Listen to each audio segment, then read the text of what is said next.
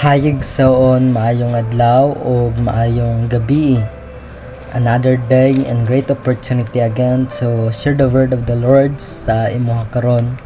And gusto ti kay encourage no naagi sa pulong sa Ginoo. Because mao ni ang pulong sa Ginoo kanunay maga-remind sa ato no nga ang importante jud which is moduol ta sa iyaha. Yet because sa tagan ta niya ug kanang kapahulayan if makabati taw kanang kakapoy. No, the Bible says found in Psalms chapter 13 verse 3 ana siya, tan-awa ug tubaga ako o Ginoo nga akong Dios, ibalik ang akong kusog aron dili ako mamatay. Ang gasulti niini si David, no, gina-express niya ang iyahang feelings ba ana siya, tan-awa ug tubaga ako o Ginoo nga akong Dios, ibalik ang akong kakusog aron dili ako mamatay.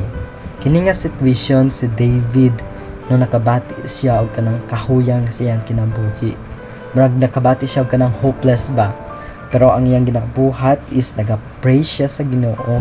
Always siya naga-ask sa Ginoo no nga ang Ginoo magarenew sa iyahang kusog. It because no according sa iyaha, if ang Ginoo wala nagauban sa iyaha, no, wala siya kanang confidence ba, in short wala siya kanang kusog. That's why always siya naga-ask, always siya naga-duol, naga-pray sa Ginoo. It because no ang Ginoo jud kanunay magahatag sa iyaha og kanang renewal strength. At kini nga verse natay kanang matun-an niini.